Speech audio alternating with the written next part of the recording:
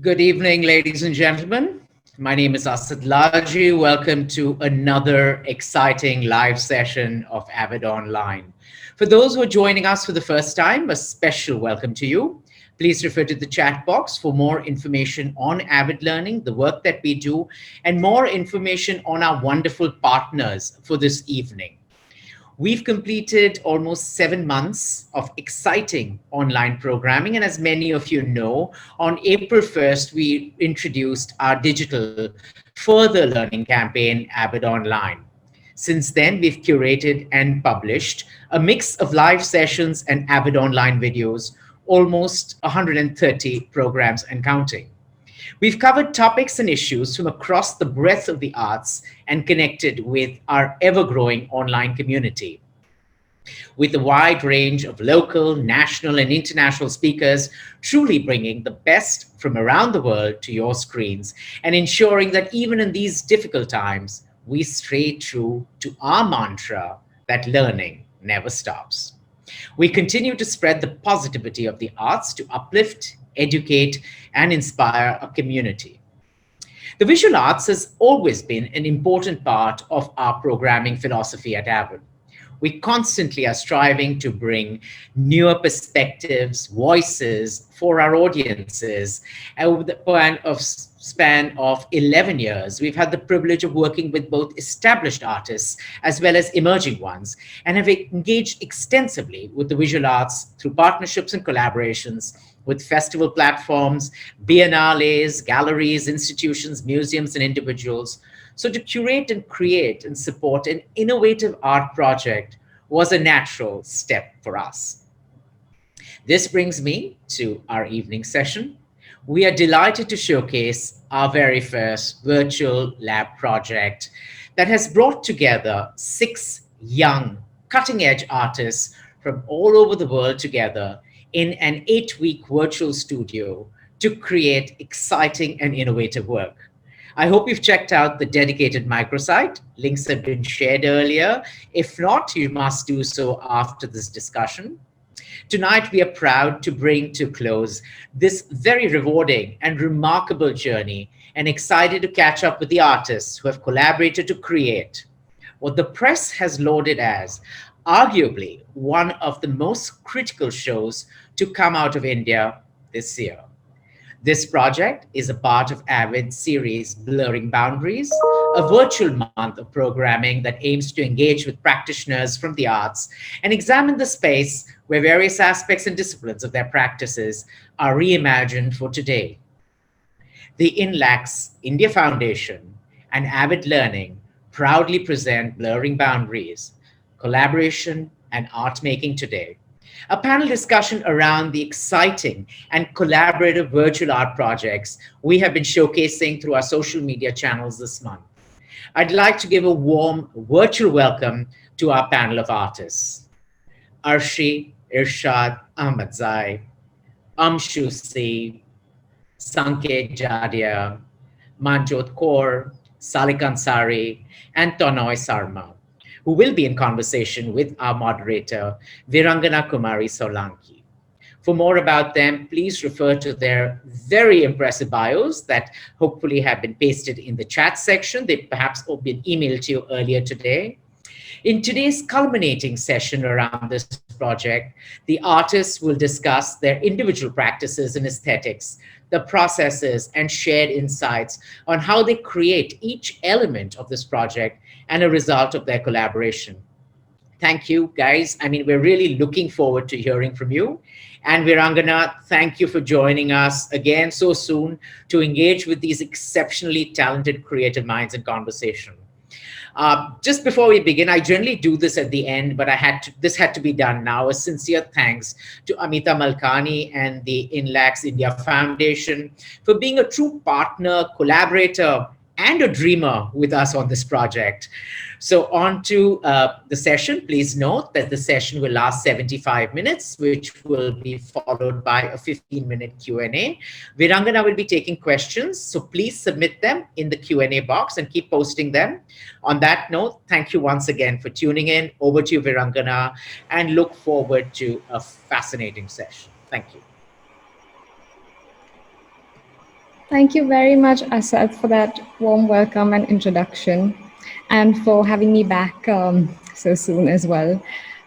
Thank you, Amita, Gaurav, the AVID Learning team, and the Inlaks Foundation team for bringing this together, and for all of you who've joined us in today's conversation with the six wonderful artists, Arshi, Ahmadzai, Salik, Ansari, Amshu, Sanket, Jadia, Manjot, Kaur, and Tonoy, Sarma, who will be sharing with us over the next hour the practice and experience of a collaborative virtual residency, Blurring Boundaries. As Asad mentioned, I hope all of you have had a chance to look at this microsite that has evolved out of the result of this collaborative process.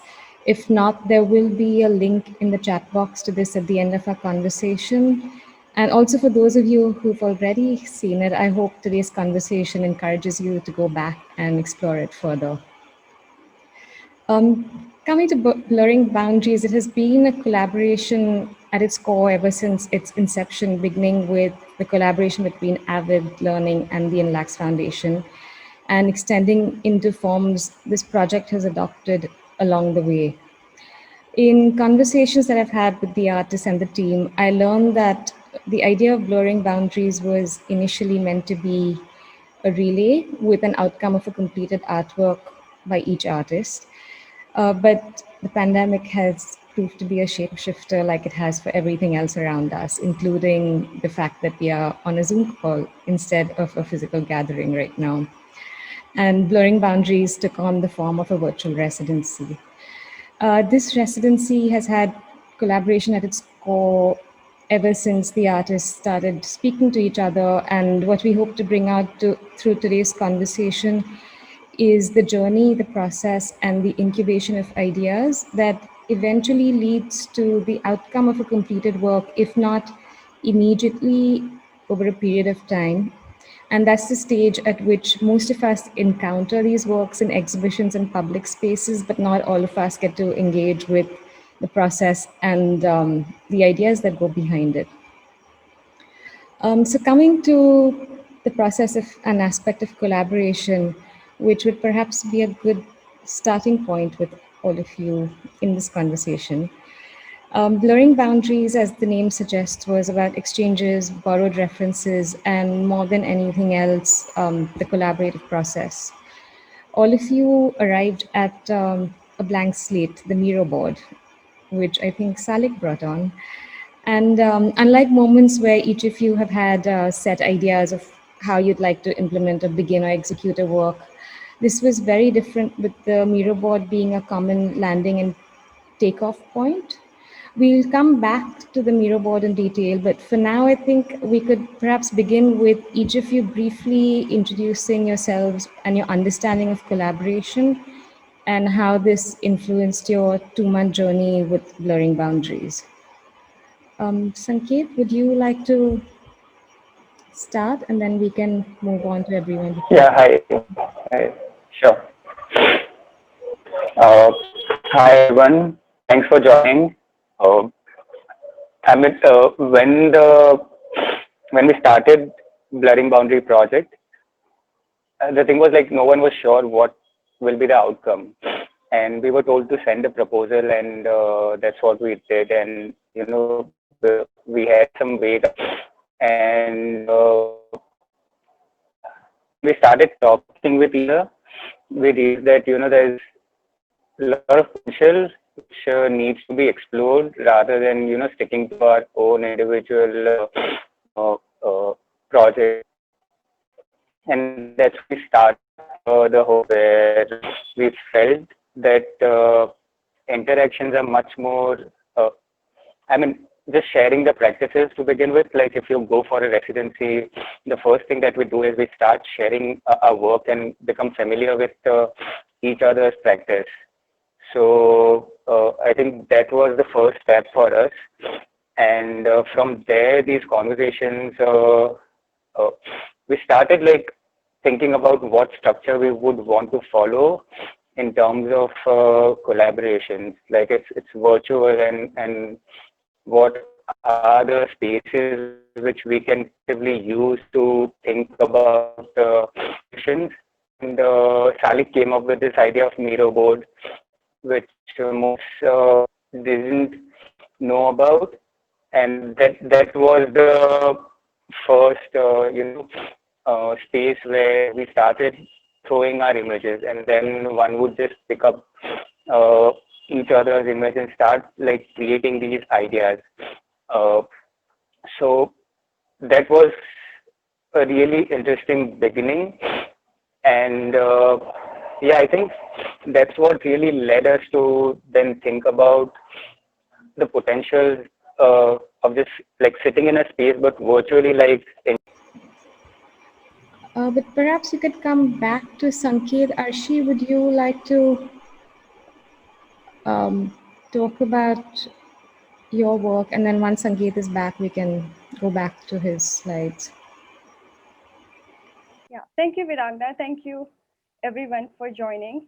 And yes, when we start this collaboration, AVID Learning and Inlaks offered, then it was a like a big question in front of all of us that what to do, because like virtually we don't know how to collaborate and how to do. Then Salik came with this idea of Miro board, and this is like a virtual space where you can put all your ideas and your artwork images, what you're doing. So it was the idea to, like, one can pick anything from that particular space. And then slowly we started having the conversation, and with the conversation and with this Miro board activity, this is how we all got this starting point. And with me, like, when Salik mentioned about the Rumi and Sanket's particular image of Bali and the moon, this is how I picked my idea. So collaboration, yeah, I mean, this is how these all works came into the light. Thank you, Arshi. I'm going to come back to the Miro board because I've seen all of you referring to it. Sanket, I think you're back. Would you like to go back to where we lost you, and then we can come to Tonoy after that? hello, can you hear me? Yeah. Uh, can we start the slideshow? I can briefly take you all through the process and how. We started with Miro board, and from there, when we were bouncing off ideas, initially it was supposed to be like the collaboration that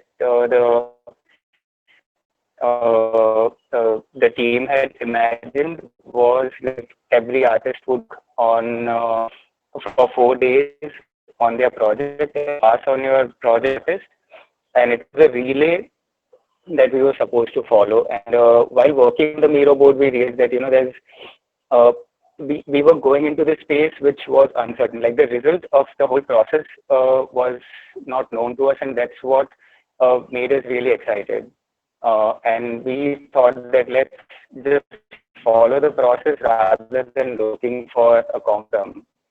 And once we kind of realized that that process, we regularly we were in touch with touch with each other. And what we were also doing was whenever we got time, we just used to message and then go online and start working on the Miro board together. And we kept doing it again and again. And instead of limiting ourselves to for 4 days, we just decided that this whole period of the residency we would be working whenever we get time. So then so that was the starting point for us. And in between, we also decided to then work on our individual projects and see where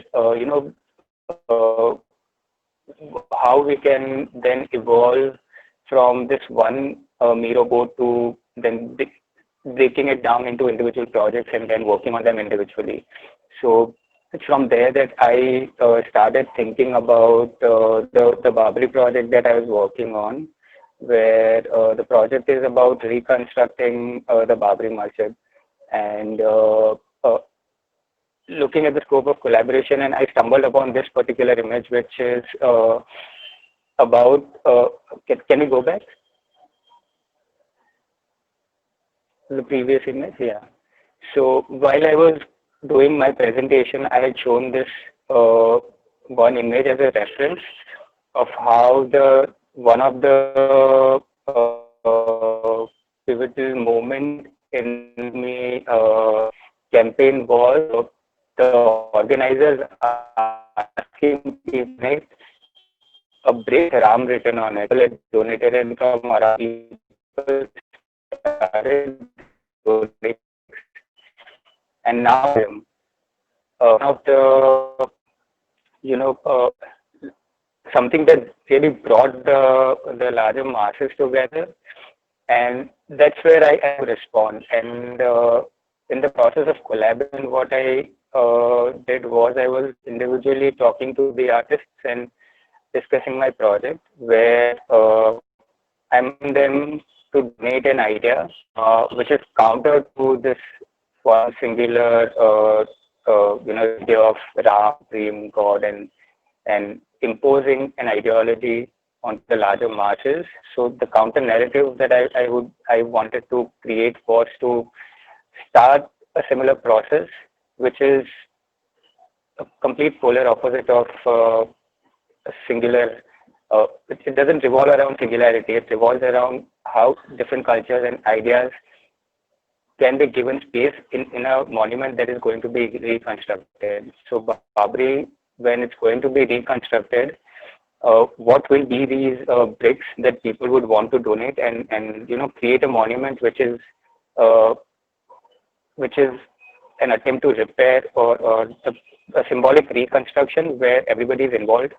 And yeah, so I mean, it started with this particular image, and then I told the participants to respond to the proposition that I was putting forward. And if you see the process, like if you go to the next slide, yeah. So so what I essentially was doing was I was taking different images and then creating these virtual bricks. And there were lots of these bricks that I created, and everybody was sending me different things. Some of them sent me texts. There were images that I also worked with, and I created bricks of different shape and size, and was just storing them into this virtual space where at some point, they'll all go into this structure that is eventually going to be reconstructed. So it's a long-term idea, but the process of collaboration, of telling people to contribute to something, it sparked from these conversations that we were having virtually. So yeah. No, that's great. Thank you, Sanket. And I think we're going to come back to, I want to come back to the 3D rendering as well, which you were exploring. But Tonoy, coming to how you were looking at collaboration, you came in from being a graphic designer, and collaboration took on a very different meaning for your practice as well when you were looking at visuals and how you responded to this. Yeah, so for me it was like I engage with collaboration on an everyday basis when it comes to like my profession, like graphic design and like communication design in general. But when it comes to my art practice, I don't generally make it's not a collaborative process for me. It hasn't been so far, and it's something that I do on my own. So if you're not familiar with my work, I basically make like a lot of animated gifs and illustrations, and I'm sort of like one person set like pretty sufficient to sort of manage the visual front of it. And for me, when coming into this project, collaboration was always especially within art, collaboration was always the idea of collaborate, sharing the work with someone and sharing an expertise that you don't have, and sort of making it part of your process. So when I came in, I came in with a blank slate, so I didn't have any idea of how I was going to fit in, or like what I was going to do. And the initial pitch, like when I was approached, was that it was going to be sort of like an art relay, where there are six artists, and each artist would work on a piece, and then it gets passed on to the other artist, and they add on to it without any questions. And that's how we came in. But then, as soon as we sat for the first meeting, we sort of decided, okay, that's not how we're going to go about it. We'll probably make it more democratic. Like everyone's going to participate in this, and let's see where it leads to. If you can sort of just start my slides. Uh, yeah, so that's how I normally like go about my art. So it's like I take inspiration from everyday things, and then I sort of put it in another context, uh, and it's like a big part of my art is to sort of minimize. Like minimalism is a big part of my art, so taking away a lot of things and making it like just the right amount of visuals is something I do. And next slide, please. and and the most important question is like, can I loop it at the end of it? Like when it's a video, I like making gifs that are like continuous and it's circular, so there's no start and there's no end, and you can just keep watching it. And when I got acquainted with the work that all these other artists were doing, I was sort of like worried in the beginning of how I'll fit into this entire project, right? Because my aesthetic is like completely different from how what these guys engage with. Next slide. Yeah. So when we finally came, like, all both of them talked about the Miro board. So here, like, towards the beginning of the project, everybody was just putting in their thoughts, and like, we we were like, okay, let's put anything and everything that goes that you have like into it. But for a long time, I was just being an observer, where I was a bit overwhelmed. Next slide. And it for me it was like, okay, I wasn't sure of what I was doing, and then I was like, okay, how do I navigate this? Let me just be rational about this. And then I started putting in some thoughts, and eventually I figured out, okay, let me just find my place here. I'll just start putting my stuff in, and it'll figure itself out. So eventually, how I decided to go about it was, as the artists were starting to put in their pieces together, I was like, okay, I'll just take one piece, and whatever is like, however I interpret it at face value would be something I would take for my work, and I will respond to it using the style that I have, and in the with the colors and the aesthetic that I normally work with. So ideally I would have wanted to do the same thing for all the artists, but because of the lack of time, I ended up picking two artworks and then eventually converting them to what it is now. Since we can't really share GIFs here because it's very shoddy, the quality, so I'll just share some stills. So the next image would be one of the final outcomes that I had. No, next one, sorry. Oh, sorry. Just stay here for a second. Go back. So yeah, so this was the part of the board where I just picked up things from other artists. If you can see on the top part where there's some calligraphy, I was like, okay, I was trying to make a connect at face value, and it just seemed like emojis to me. And I was like, and it was not very sensitive of me to do that, and I did, but I wanted to stay true to the art, so I was like, okay, let's see where it leads. And then yeah, and then you see the seedlings at the corner, top right corner. So that was Manjot's art, and I was like, okay, let me just make a GIF that is ever growing, like a plant that could be ever growing, and that's what became the final outcome. So the next slide uh, yeah, this one, where in the moving image you'll see that the center part of the image would just continuously keep going up into infinity. So it's like an ever growing plant, like the tallest plant ever.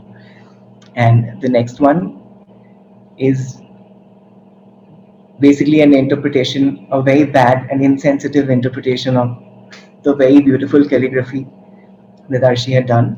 And basically, when you hover over it, it shows you an emoji that looks pretty similar to the letter form that you see on screen. So yeah, that's about it from my end.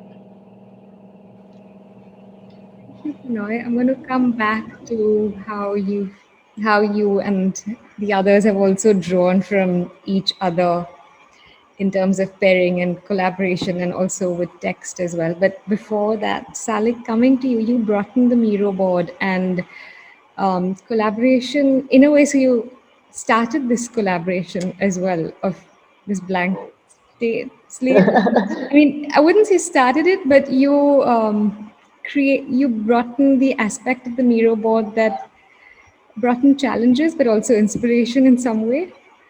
Maybe you could take us Yeah, through your idea of yeah. collaboration. As in, I do use Miro board with my other works as well.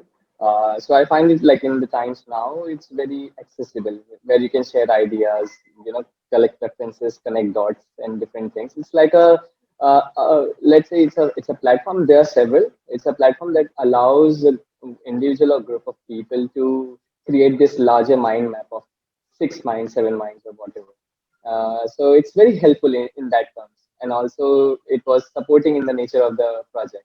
And coming to the question of collaboration, like the way I look at collaboration in general is it's more about when a group of people come together for to arrive on certain understanding, I would say. I don't know what understanding that would be, but it's more like coming on the board itself, coming together, to do something collectively on a very basic fundamental level. But also, like as we were like 6 artists, so there's a it present like I can speak for myself first. Like it presents to me a very different kind of challenge, and it always takes time with artists to collaborate with together, because everyone has their own set of kind of a practices, and an outtake to look at the world and the way we see. So then I guess Manjot said, like, why don't we have the studio visits with each other? And that was really really helpful, uh, because it was around a week or 7 days that we came to know about each other, although we some of us knew, but when you present your work, your ideas and everything, it was very helpful. And it also builds a kind of empathy where you try to understand those little bit of nuances, where you're inclined towards to, where you're not, and all these things where you can form the bridges. Uh, and so I came with a very defined idea about the project at the start, which was based on the concept of which is based on the concept of real time bidding.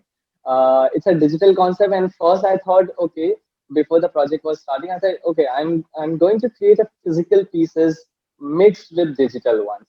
So as kind of like I do with this digital media, the digital culture, I bring it to the more of material scale and how we can experience that. But because the nature was so different, I thought, okay, let's go with completely digital. So that was the first decision that the project changed the format, uh, helped me to look my own project differently.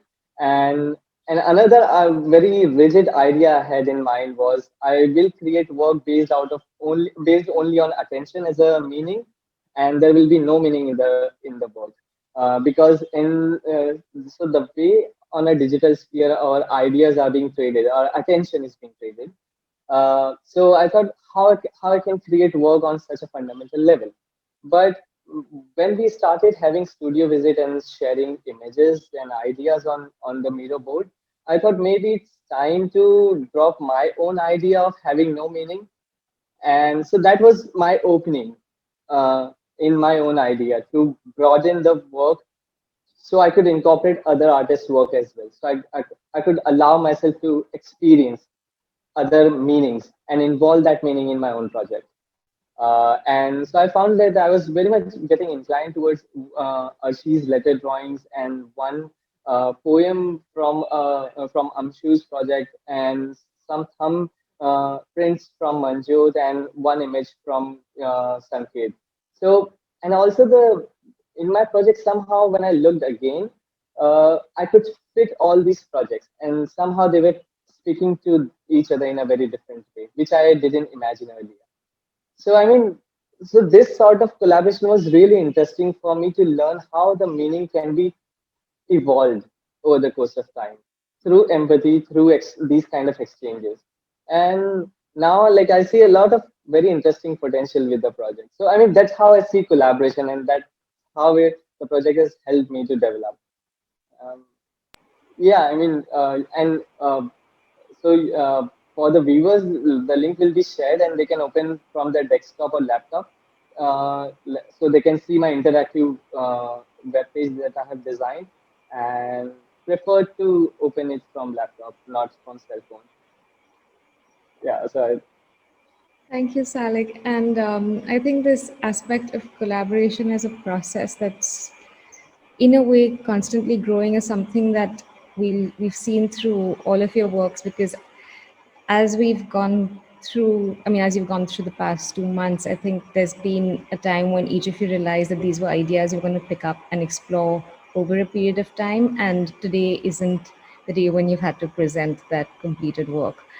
Manjot, that's something which we also spoke about, and this collaboration and blurring boundaries has really pushed you to explore every kind of medium, and you've moved from working on paper to also borrowing sounds from the internet, and also going back to your earlier works to bring it into what you currently did with blurring boundaries.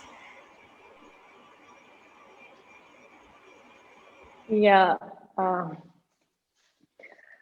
Thank you, Virangna, for bringing me in to talk about my work. Um, I think I I would like to start with where I was in time and space and how I thought of responding to this collaboration, because my time and space was like really important to me about the decisions that I made for what I did in this project. So it was like 15 days that I traveled from India to Canada, and it's that my husband lives there, and I was there for a period of 2 months, and then suddenly I received this email from AVID Learning that this is a virtual art collaborative project, and I was like really excited. And then, can I have the slides, Thwani? Yeah, thank you so much. So initially, I had a lot of ideas that what I wanted to do. I was already working on a project where I was making some drawings. And also at the same time, while I was in Canada, like something which drastically, impacted me was while I was in India, I would like look at and people were in abundance. But when I was in Canada, it was a drastic change and it was the other way around. I would not see people and I would see nature, and nature wasn't abundant. So I thought of like I really wanted to respond to this sudden shift, and I don't know how I could like respond to it. And then I had this idea of collaboration. Also, that I was visiting a lot of forests. Can I have the first slide? So the image that you see on the left is a photograph of moss and lichen in the forest. Because I was sort of like in the countryside in Canada, and like in every 100 meters, there was an opening to the forest, and you could actually go in for a nature trail and just be on your own. So I was doing that a lot. I was shooting some videos while I would go in the forest. I would record some audios, but I don't know what I was going to do with all these videos, audios, and data that I was collecting. But it was a kind of like an inner intuition, an instinct that I thought like I just wanted to be one with nature, especially in the current times of pandemic where you cannot, like I could not think of going to markets or where people were. So I thought like that's the perfect refuge. And the image that you see on the right is, I think like it's my collaboration with the nature. When I talk about like what does collaboration means to me, like I really like to borrow, as Virangana said, like in my earlier projects, I have been borrowing sound and I've been borrowing images. And this time, like when the project started, before like the studio visits happened, I thought like I really wanted to take visuals from nature and how do I incorporate it into my practice. And also, when I studied deep about what is lichen and what is moss, and then how do they exist in nature, was something like a revelation for me, because they exist in a symbiotic relationship with nature. Symbiotic relationship is like when two species collaborate with each other for their survival and for the mutual survival of each other. So I thought like this is something that is also needed in the current times, that how do we approach, how do we live? And can we move to the next slide? So another thing which was like, as I said, when I moved to Canada, there was like this question, like nature is abundant in Canada and people are abundant in India. And then how do I reformulate, or how do I question this sort of duality which existed in front of me? So as like in this project, I thought like I don't know what I wanted to borrow from my co-participants. like I was working on Miro board. I like Amshu posted a text initially, and I was like very drawn to that text. But then I had other ideas where I was initially thinking to convert these drawings, which were still not made, and they were in the process of making. And I was wanting to convert these drawings into into sort of like animations, which I usually do in my practice at large. But then the time was sort of like not enough, and I was like still engrossed in the idea of painting, which was sort of like becoming meditative for me. And then again I was reflecting on why is it important for human species to multiply, especially in apocalyptic times. And then like how do we sort of like live collaboratively amongst ourselves and also with the other species. So here in this image, like I particularly, like I was drawing the structure of a vagina, and then what is the process of fertilization in the first 8 days. And the pink color image that you see in the middle is that of a blastocyst. It is like the 4th day when the embryo attaches itself. And like that's the visual that you see. So can we move to the next slide?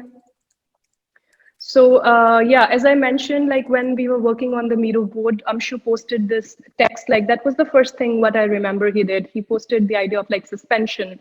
He was talking like the act of stopping something happening, operating, etc. for a period of time, the act of suspending someone or something, or the condition being suspended.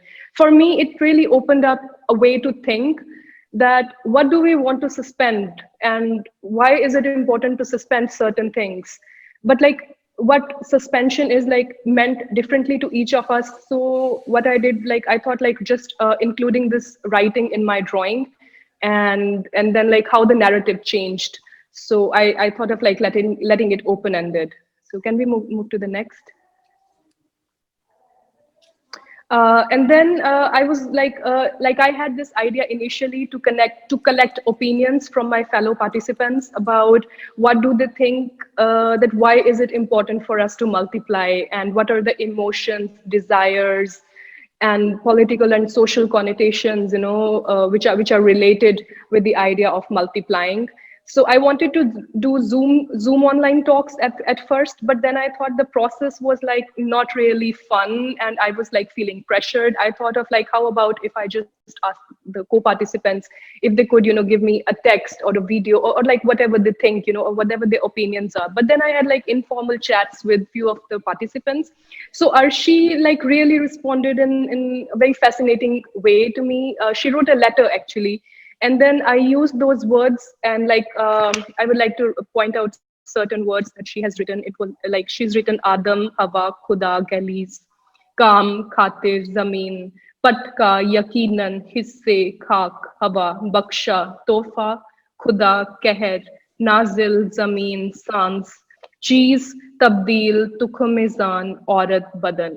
It was like she was she made a narrative, but without like with only using words. And for me, these words become shapes, and then I wrote them down. But like, yeah, like this letter also became an opening. Maybe like in the future, I would like to experiment more. Where would I would like to ask people if they could like write me letters in relation to why is it important for us to multiply. So can we have the next image? I would like to like end here, and then I thought like, how do I write, how do I explain my works, you know, what I just shown. So I was also reading this book, which is called Mushroom at the End of the World. And I thought of like using one paragraph from that book where like she says like, how do I show a landscape? And then the landscape becomes the protagonists, where humans are only one kind of participants, and there are other species who take over. And then she talks about animals. She talks about the life of forest and collaborative survival, and how it is important cross-species coordinations. So I think for here, the idea of collaboration, like I really like, you know, see collaboration in the natural world, and then how it also becomes important for each one of us to collaborate. So yeah, for me, it was like I took text from my fellow participants, and then yeah, responded in a very like conventional format of paintings.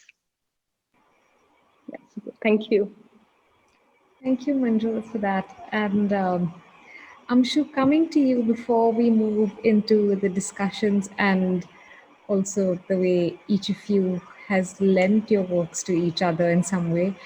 You have already you spoke about the Miro board possibly expanding into your future practices as well from what started off over here.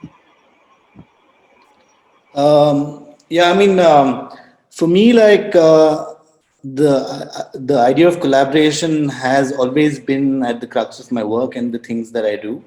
And many times in the process, like collaborators, become co-authors, or collaborators, sometimes become protagonists. So not all the times do I kind of anticipate a work at the end. It really starts from the collaboration. And then, like sometimes work happens, sometimes it just ends up being kinship. Sometimes collaborations happen very early on, like work happens very early on in the collaborations. Sometimes collaborations go on for a long time, sometimes even 2 years for the work to kind of but like coming back to why I think the media board is interesting, what was interesting is that a lot of my work happens outside, where I go out and shoot and all of that.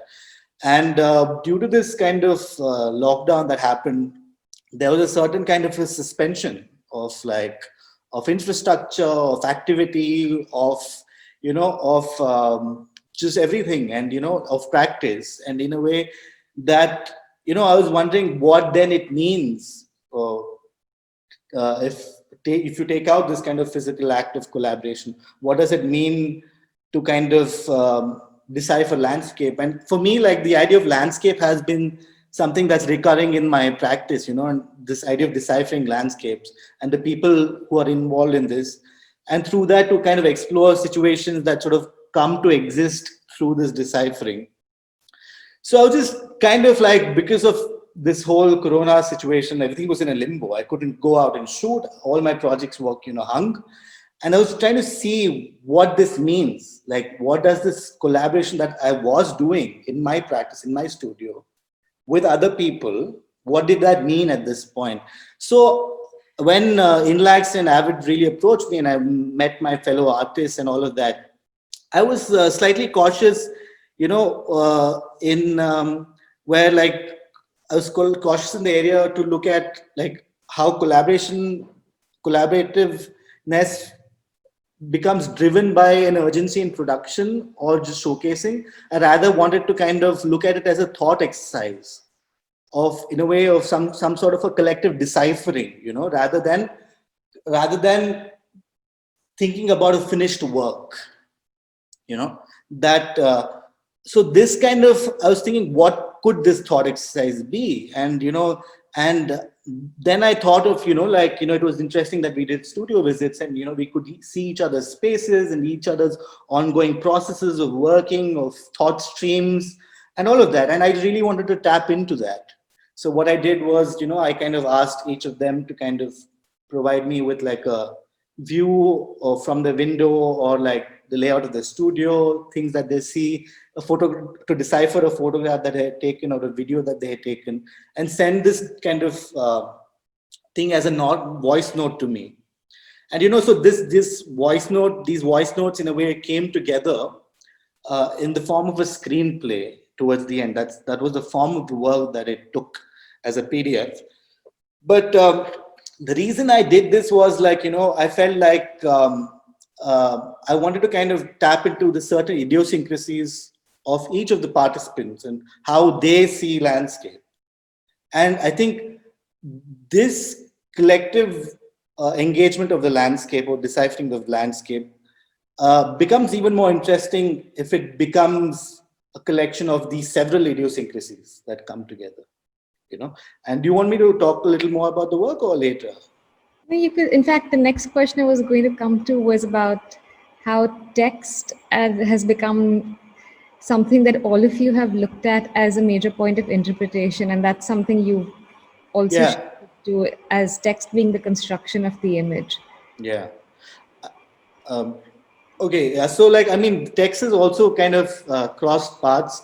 I have text has been a kind of a starting point for most of my works that I do. Not necessarily all of them take the form of the text, but here I was interested in the form of the text, specifically to play around with the form of the screenplay, because what it really does is it preempts action, it preempts a certain performance, and the plane of the screenplay becomes this kind of a third ground or a tertiary ground where we in a way meet. It becomes the third landscape in a way, where all these people are kind of deciphering space, and in a way you could say like the landscape becomes the protagonist in a way, and that for me was interesting. What does it mean for us to all sit in our studios right now? I'm actually addressing this with my projects, which I've kind of resumed right now, because people are still in this lockdown, people are still deciphering. So like, what does it mean for me to continue making that work that I was doing before the lockdown? What does it mean for the collaborators who are in my project, who will have to continue to work with me or might not? So this, my engagement with my collaborators has changed for the work to drive further. So I've been thinking about that further. So hence this form of the text became interesting, and the reader in a way can also becomes the performer while reading it in a way. So I wanted to involve the reader somehow. So I wanted them to actually read it. And similarly, I think like the way you've used text for Arshi as well, text was something that you used a lot. I mean, it started with you said responding to Sanket's visuals, Babri with the moon, and from there, the politics led to a sort of poetics. And then you also borrowed from Salik's drawings, and I think each of you, in some way, has incorporated text as well. But it's all whether it's been for the written form itself, but also where text has become a visual for all of you.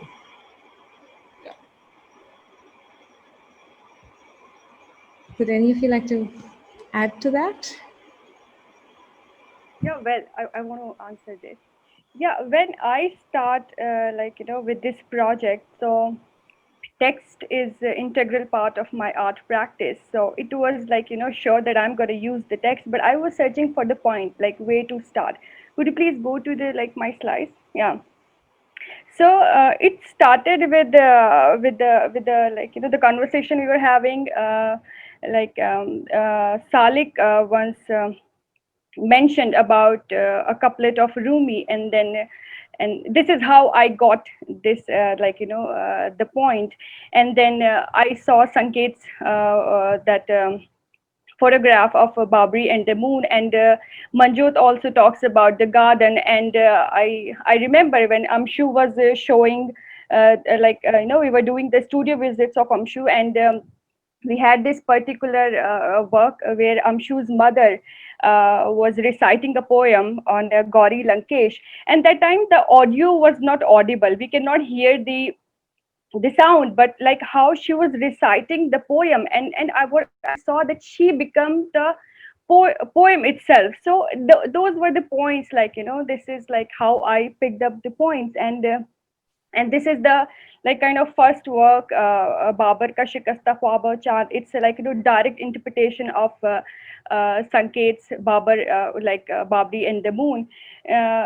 So this is, yeah.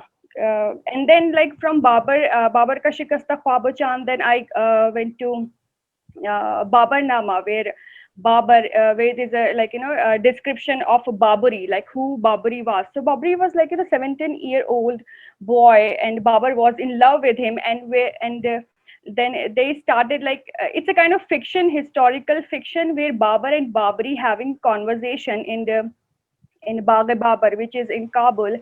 And then from Babar and Baburi's conversation, then it led into these three mystiques came, this female poetess. One is Asma Binte Marwa. Please go to the next slide. Asma Binte Marwa, Rabia Basri, and Lal Ded. So this is how it leads to from one point to another, and it became a series itself.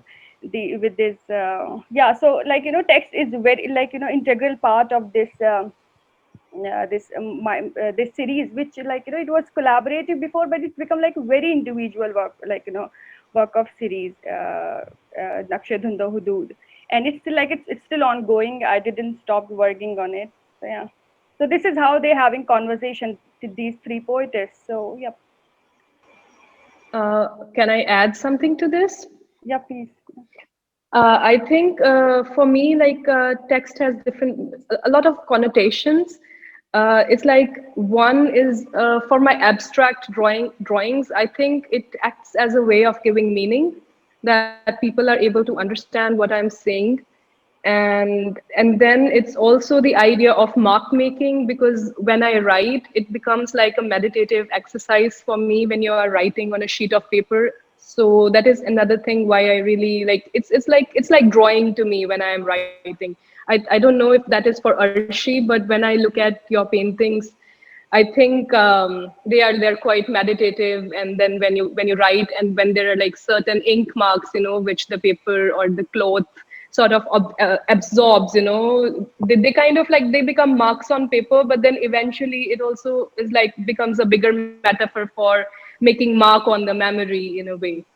So that is one. And then yeah, like I think like for me text, after Arshi's letter, I'm really looking forward to make text as like a very important part of my another experiment which I want to do, where like I really want to ask people if they could write letters to me.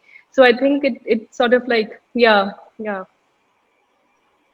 It's interesting that you say that, because one of my while speaking with Arshi, she spoke about how she leaves elements out from the text. So unless you're very familiar with what the text would translate into, if you added those dots where they needed to be, only then would you be able to read it. Yeah. Which is why even Tonoy, when you interpreted differently, it was also a visual that you interpreted, which Arshi I think is allowed for in some way, where the text becomes visual. I'm not sure.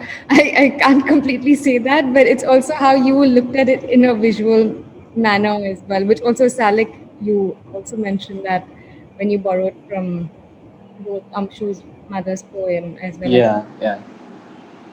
I feel like if that was like if that's the reason, and if she actually leaves stuff out, then it's great, because I wasn't really looking at. I had completely subtracted the meaning part of the entire letter forms. Like they were just forms to me, and at that point, I knew it was kind of risky going in, but like I still don't know what it means, and I would prefer to keep it that way in a sense, because I really don't. Yeah, so for me it was just like staying true to what I had originally planned, and I wasn't looking at anything beyond what it stood for visually. And that's how it sort of came through. And that's how I go about my art practice on a regular basis. For humor, you do have to make certain subtractions and sort of, generalize a little bit. Not going to comment the sensitivity part of it, because that could lead us on down another path right now. But coming to how raw material and process has been a part, and in a way how text acted as a raw material, I think that in a way has become an outcome of sorts of how the collaboration has extended beyond just this group as well. I'm sure you spoke about how the conversations for you are driven in your practice, even beyond just this residency. And Sanket, coming to you, you have a lot of what you've done has, in a way, involved a collective public, which you spoke about, and the idea of narratives and counter narratives from a public discourse has led you to rethink history and politics and the need for the collaboration of the other. And similarly, Arshi, when you talk about Lihaf, which is an ongoing project for you, it's in a way been invoked only by collaboration of the other. But leading to the larger context of this, it's about how this project also of collaboration with other people ends up teaching you so much about listening and learning, but also in a way letting go of the sense of complete ownership, and what you create becomes a larger contribution to work itself. Would any of you like to? Yeah, I think it was when we started using Miro board, one of the images that most of the co-participants responded was one of my favorite work. And when it resonates with people, it kind of makes you feel good, because something that you like, the work that you have created and you have invested your time, and it just feels nice that it's kind of, you are able to communicate through an image what you want to say, like and when they started responding to that image, when Salik came up with this idea of him wanting to deconstruct the image again, like that was my process. Like that's how I constructed the image in the first sense. Like I took a photograph and I took a moon, and I photoshopped it, and I was playing around with the image and I constructed it. And Salik was like, I want to break it down, and I want to like play around with the entire image itself. Like I want to deconstruct it and then see how it goes. So initially I wasn't sure whether I should allow. I mean, when a work is so close to you, and when someone wants to play with it, I was like, is it okay? Should I allow that thing to happen? And I had a bit of hesitation, but then I was also like, if someone really wants to respond to it in a different sense, let's see how it comes up. And I think you also then need to let it go, because that's the whole process of collaborating. You need to trust the other person and allow that process to take place and see where it's leading. So I think that was one of the learning process for me, and to also let the work take a new form, and trust the other person, and let newer meanings also generate from the process. So yeah, I mean, if Salik would want to say something about it. Yeah, I mean, I guess it was because the image carries such a strong history, and that image played a very kind of a, like, at least for me, a very important role. The real incident as well, and also the very interesting and the nice satirical image that Sanket has produced. So I approached him and I said, like, okay, I want to deconstruct it down to remove the chand from that as a representation of dome, and deconstruct everything down. But then I sent him a test image, how I'm going to test video, how I'm going to use the image in a way, and how the deconstruction will create a complete image in the mind of the viewer. So that's how I have created the GIF out of it, which is like, because my work is based on the idea of attention, and how if you look at some image and suddenly that image disappears, the impression of it in your eye still you can see for a few milliseconds of time. And so I was toying with that idea of how I can deconstruct then reconstruct in the viewer's mind. Uh, Still it will be a complete image, but it adds more narrative to that, more drama, sort of a feeling to that. And a very brief about, you were talking about the how text has influenced. uh, I mean, like if you look at news, like any news, you just write breaking news, like first your eye is going to move on that side, and it's like the words dominate our sense of perception first, to extend that where, and since the dawn of writing, like when someone writes something and readers read and imagine, it helps us to think, visualize, let's say, and then that visualization comes into our work more. So it was kind of that. And also when the poem, when I read what it means, because it's in Kannada, what Amshu has used, and somehow it was going along with the what the case just that happened, the politically and everything. And somehow that text is like a viewer, at least in my work, I would say. It connected all the things somehow in a nice coherent way. All the works are different, but somehow they are connected with this text. So yeah, that was the very interesting process of bringing things together, breaking down and reconstructing that. And I think that's something, and that's also something that you've been able to do with the digital space in somewhere where I think you, Sanket and Tonoy, coming from a design background, are already familiar with certain tools that you've explored. The idea of creating a website, Sanket has worked with 3D rendering. But for Arshi, Manjot, and Amshu, where you all have worked with the materiality of things, Arshi, you spoke about how your work smells of wet mud and cinnamon, but there's no way for any of us to experience that right now. It sounds so beautiful, and all of us would want to experience that. And Manjot, again, you when we were looking through your work, you spoke about the texture, which none of us have. Again, where we are looking at the images, but it's only for us to imagine what it would be. And Amshi were talking about installation becoming an outcome because film was so difficult. So how it has this physicality of the experience been for you, and how do you all see technology as a new method of taking this forward in a way, or readapting your practice to the internet, because that seems to be something that we all have to do for some time.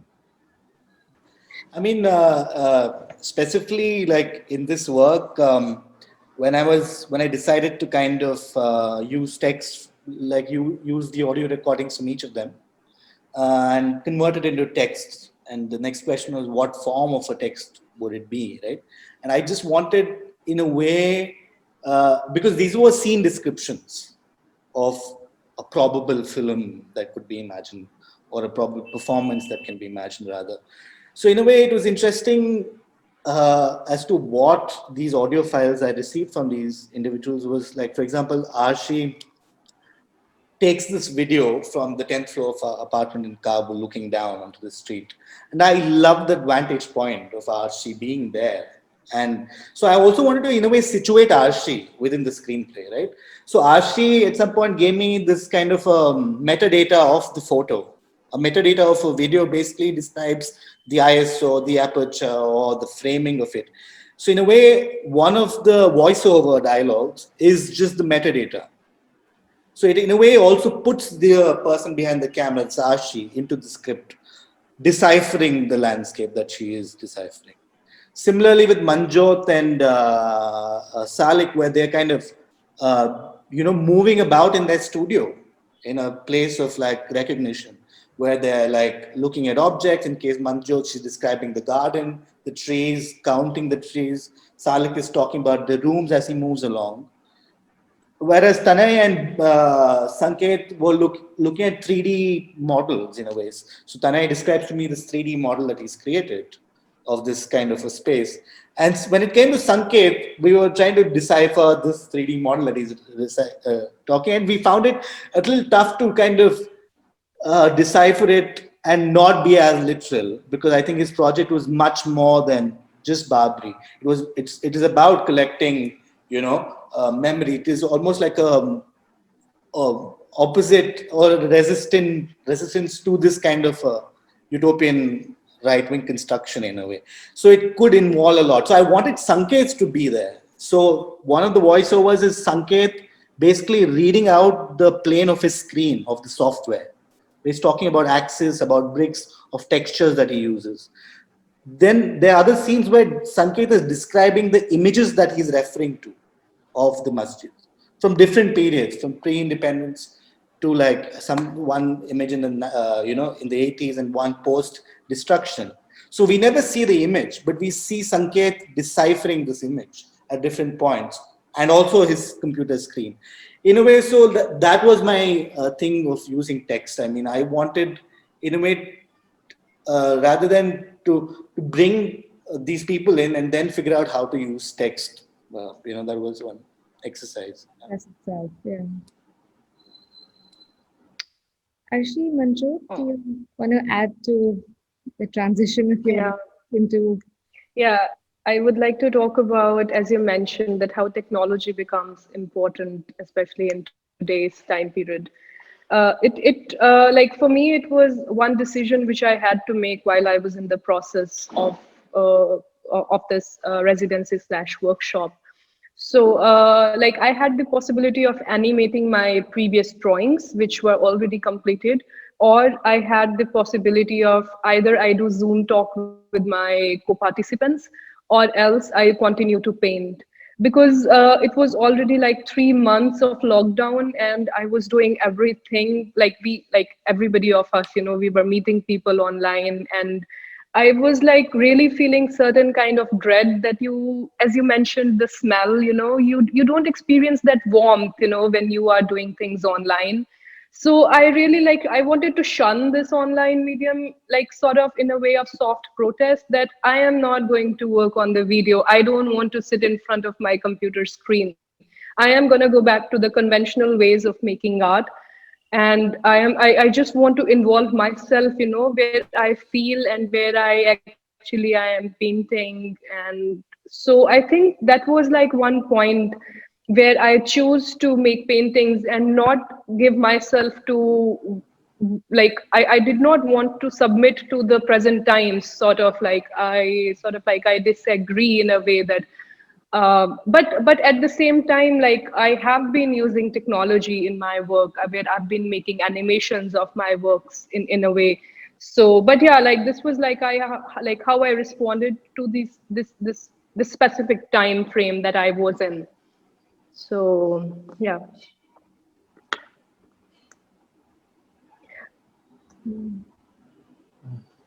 Go ahead, Arshi. Yeah. Yeah. First, for me, it was really scary because, I have this very conventional method of doing drawings and painting. So it was really kind of, I wasn't comfortable when I heard that this is a virtual residency, like virtual collaboration. But I took it as a challenge, and first it was really difficult for me, these Zoom calls, and I was like far away from these things, and I was busy with my work. But when Salik, thanks to Salik, when he came with this idea of Miro board, and when we use the Miro board, we can see each other's action while we are having conversation, and it's become really easy. And I found it really interesting, and somewhere it opens new dimension for me, like how to use technology and how to see technology as a tool. So yeah, it was really interesting.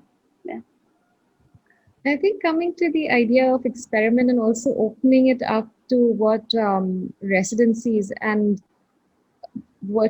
even just programs like Blurring Boundaries end up doing is how they acknowledge experimenting and failure, what some may call failure, but it's really just experimenting as necessary and essential elements, and the ways in which such platforms allow for the exploration and for the nature of changing ideas and projects and even just proposed outcomes, which otherwise is always a pressure of having an exhibition or reaching an end result.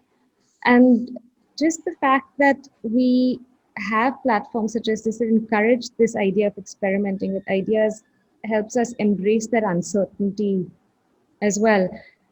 And I think elaborating on the process of studio learning and opening up the studios as starting points of future collaborations. Manjot, you'd mentioned something very relevant the other day, was about how you were not convinced by the outcome of this, but you were convinced by the process.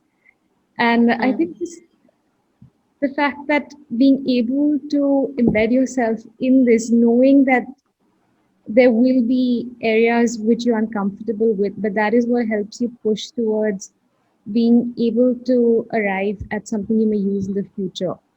I've just seen the time. I realize we're 5 minutes before we open up to questions.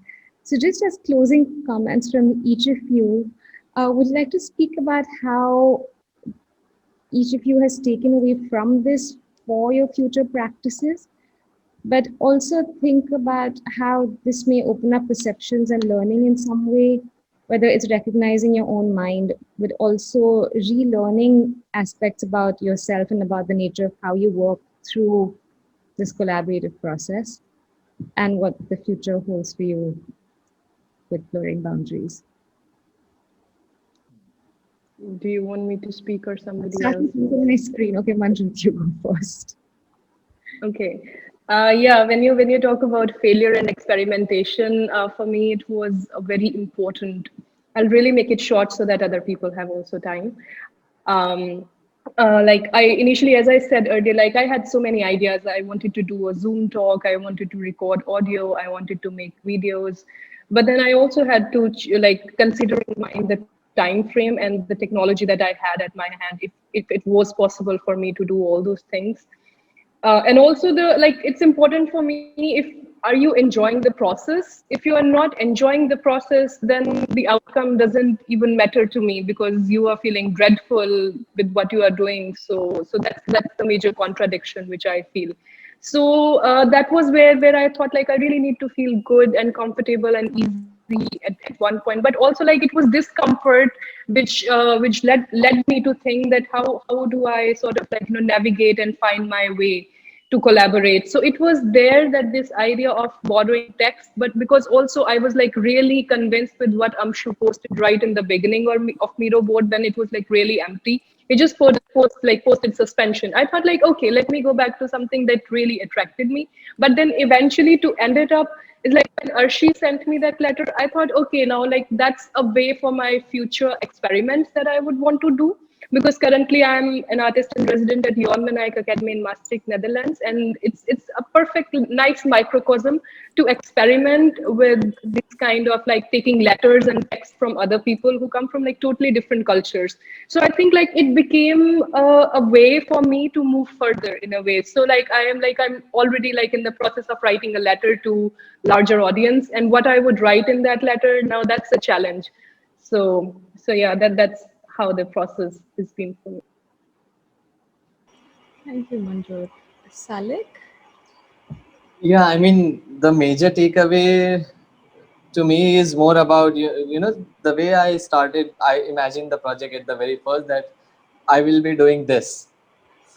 Somehow I start with that, and I'm pretty much okay to dismantle that idea in the process of the work, and to see what remains at the end. And so this idea, so the two main things that changed, that okay, I will be doing the physical and the digital together. Then I had to scrap that out, not scrapped over, but to think, okay, let's go completely digital. And the second main learning was, I thought I won't be indulging myself into the meaning, whether it's political or social, and that, but the very fundamental attention on the human and the sensorial scale. So I changed that as well, and allowed that space to gather with other meanings, and that opened a very interesting space for me. So now I'm thinking, okay, with the next projects that I'm doing, or also the continuing the real-time bidding forward, how I can now incorporate meanings in a very different way that speaks to more of the social and the political sphere, because earlier it was not in that way, and also to challenge your static point of view directly, and to say what if. So I guess that's a major takeaway for me. And I've also learned that if I have to do a quick collaboration, maybe I won't be collaborating with not with artists, but more with other expertise. But also to give time, and time is a very interesting factor, because you allow that idea to simmer, and it slowly it cooks well.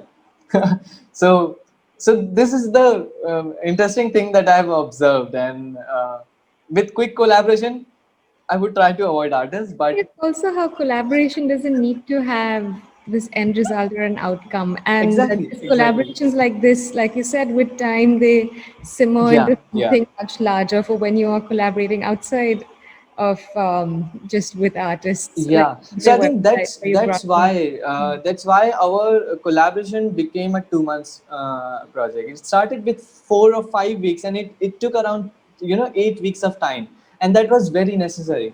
And I'm really happy that all of us somehow we were engaging with each other, and we gave that much time to this. So Yeah. Amshu? You're moving a little fast because I just realized you have questions coming in and there's still four of you here. I also feel like collaboration, rather than driven by an urgency in production or producing or showcasing, it should be driven by just mere exchange and observation, and an engagement. And a new structure working will evolve every time you work on a different project. And sometimes it might not even result in a final work, but that's okay. You forge new relationships or new understandings of the world, the way you see through your practice. So it's an ongoing challenge. So I feel collaboration that way is, it needs to be removed from this urgency of production, because everything falls apart when you're working with other people. Things take its time to kind of gestate and get articulated in a certain specific way. It needs to be given that time. Yeah, that's my thing. Yeah. No, thank you, Amshu. Sanket?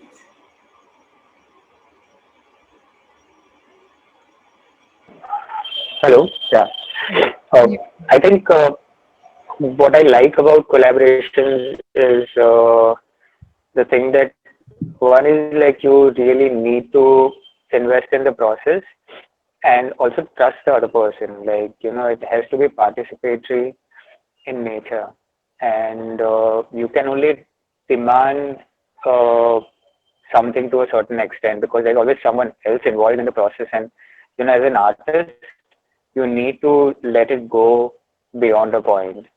So that's not usually what happens in your process. When you're working alone, you are in complete control of what you want, what you don't want, everything, like element of chance and things like that. It's still you are the one taking all the calls, but collaborations kind of liberate you to a certain extent that you stop controlling everything, and that allows different ideas to also come in, and that's what really makes it exciting, because then with two people, like more the number of people, more the number of ideas can be generated. So I think I find it exciting because of that, because I always look for I always try to make my work more participatory, and collaboration kind of allows people to become part of it. And yeah. And a lot of how you've been responding to situations around the larger public context has also been related to that. Yeah. I mean, I also have been using social media quite actively because I find that, technology, I just find it very, it's an interesting space, and being trained as a painter, it's limiting that's for me, where I have this habit of, just, I can't limit myself to one medium. And because ideas are such that I just need something else or some other medium to be able to communicate or express those thoughts. And sometimes, it can be a 3D software. Again, I have to go and learn first and then work with it. But when you don't know something, I feel it's better because then, it leaves space for accidents, chance. And once you start getting in control of a medium, it starts becoming lesser and lesser. So I think what I usually do is I just go on YouTube and start learning a software and start working simultaneously. And yeah, every new software, every new space kind of throws you throws you different challenges. And for me, that keeps me excited enough to create work, rather than just focusing on what I want to create and just going all out and just, creating things. I think learning is equally important, and collaborations really allow that to happen, and allows you to share ideas, allows you to talk to another person who is equally invested in the process. So, yeah. Yeah, no, thank you, Sanket. And Tonoy, coming to you, where is this something that you'd carry forward as collaboration as a practice further in your work, or how do you see the experience of blurring boundaries? feeding into your practice?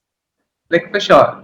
So coming in, I sort of came with blinders on, about what collaboration is and how it's supposed to be outcome oriented, like you said, and like a few people get together, like and head towards a direction with a certain concrete result. But during the course of this was a very nice.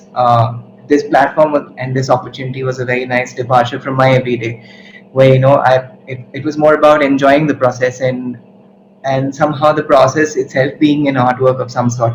And that is something I sort of got to learn from everyone else on the panel. And even when you look at all these artists and this spectrum of talent in their crafts, like one like I would not engage with all these people on any other day, and this platform has been a really nice place to sort of for us to come together and work on everything.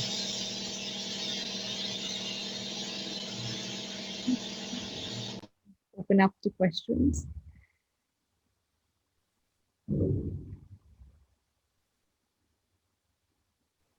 Sorry, did you ask me, Virangna? Yeah. So for me, when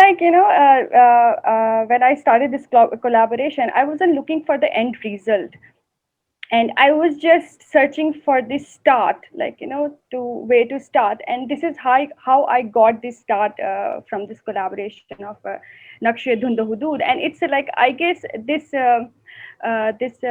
series is an ongoing process, and I don't know where it is going to end, because it's a conversation based. So definitely, I would love to continue in future as well. So it is ongoing. And for the collaboration, yeah, definitely, it was a really wonderful experience, and I would love to collaborate, because my experience was really amazing. Like, I'm very happy, I got these wonderful collaborators. Yeah, thanks to AVID and Inlaks. Yeah, thank you. And thank you all for making this conversation today so much fun.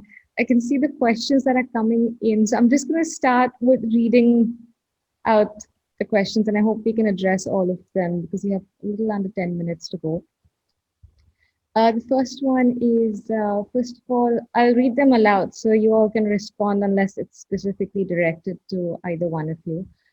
First of all, I love the idea of the Miro board. It's great. We as practitioners are always looking for these kind of programs, a type of drawing board repository. Jump to the question. Why does the project splinter back into individual 6 projects based on inputs from the remaining artists? Was this artist driven or requirement for it to take this form? Because for me, the Miro board has this playful mode of engaging everyone's images, practices, processes, etc. Is it necessary to produce? Can the microboards be viewed as artworks? Who'd like to take that up? Yeah, I mean, the first time. Sorry, Yeah. go on, go. No, when we started working with Miro board, our idea was to just stick to it and make it as our final outcome and see where it leads us. But then there were also certain requirements of the project, and I think collectively then at one stage we decided that let's also parallelly kind of work with our own individual projects and see how if things have changed and if we can come up with I mean, it did evolve from what we had initially proposed, so it was more out of requirement than us willingly moving in that direction.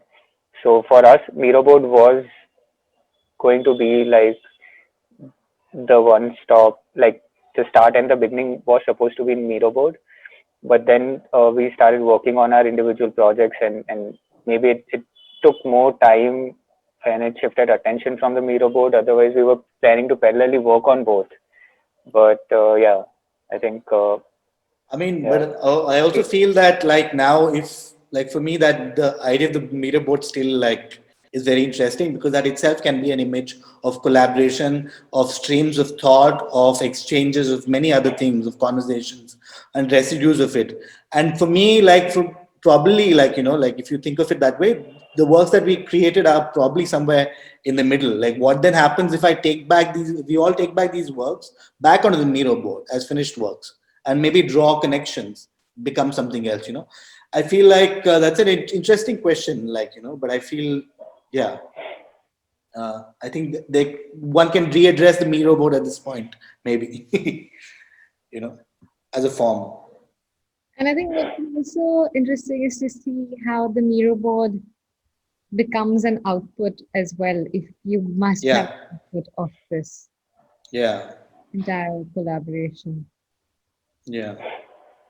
Coming to the next question, all of you were working in your individual spaces, not knowing each other in person, like in the case of an actual residency.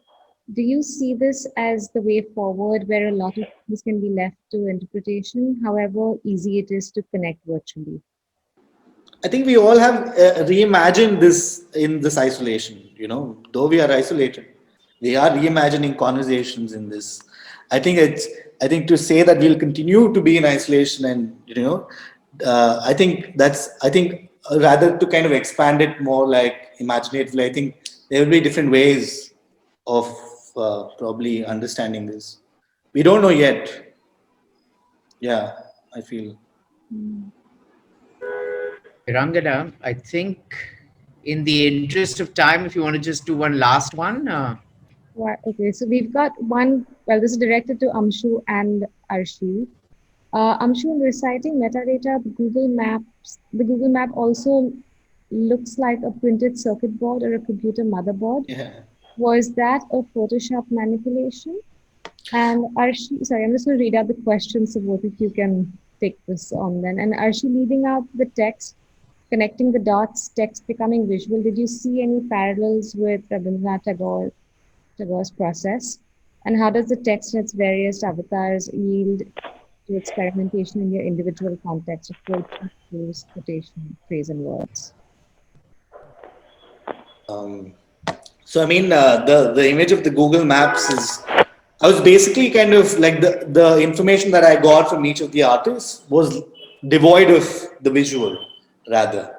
So I wanted to kind of reconstruct the visual through text, and I was thinking of maybe like if I had like a third kind of a visual of mainly like collected images or found images online, which is what I use. So the image of the Google Maps is not manipulated. It's actually like an aerial view of Kabul actually. And but some of them are manipulated. Some of them are manipulated. Some of them are images that I borrowed from my fellow artists. So yeah, it is kind of to kind of drive the text in a certain way. Like one example is there's an image of like what do you call that?